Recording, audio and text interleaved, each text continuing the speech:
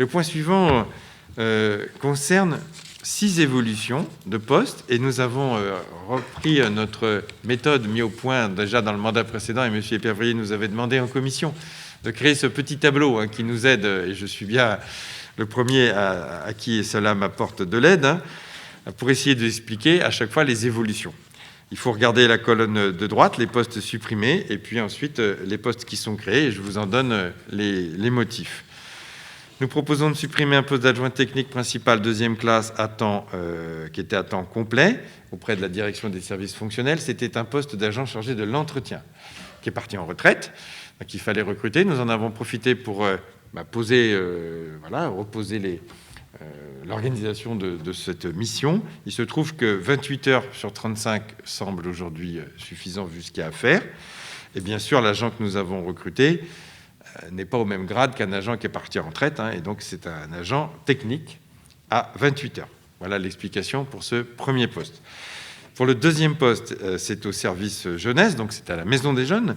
Nous avions un poste d'adjoint d'animation principal de deuxième classe à temps complet, donc avec un animateur qui avait déjà un petit peu d'ancienneté, puisqu'il était adjoint principal, et qui a demandé une disponibilité, donc il a quitté nos effectifs. Nous allons le remplacer par un poste, à partir du mois de janvier, je crois, par un poste d'adjoint d'animation à temps complet, un peu plus jeune, donc avec un grade un peu moindre.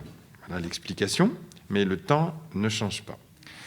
Quant à la troisième ligne, eh bien, c'est une évolution de carrière. Nous avons, vous savez, 2 policiers. Nous avons un policier municipal qui peut prétendre à accéder au grade supérieur, et nous trouvons effectivement très intéressant de valoriser sa carrière, de lui donner la possibilité de passer brigadier chef principal à temps complet. Donc c'est une évolution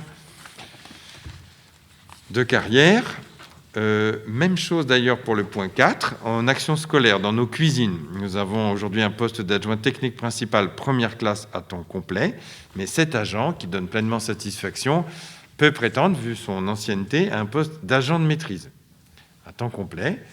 Et dans l'autre cuisine, d'ailleurs, nous avons effectivement en pilotage de la cuisine un agent de maîtrise.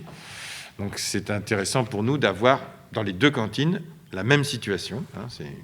C'est relativement équitable. Et puis là, ça permet de faire une évolution de carrière intéressante pour cet agent. Donc il est proposé de créer ce poste d'agent de maîtrise.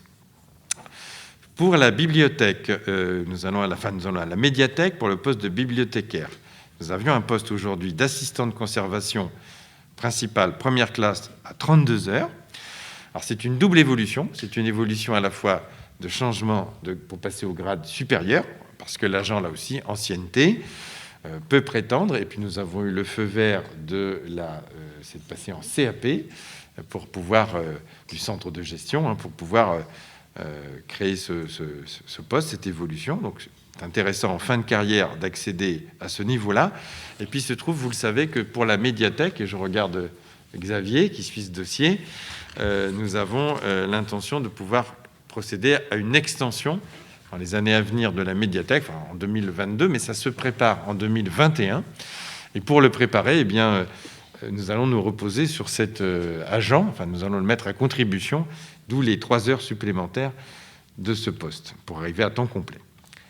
Voilà les 2 éléments qui sont modifiés sur ce poste. Et puis enfin, 6e, toujours auprès de la DGAS, la Direction Enfance, Jeunesse, Action Scolaire, nous avons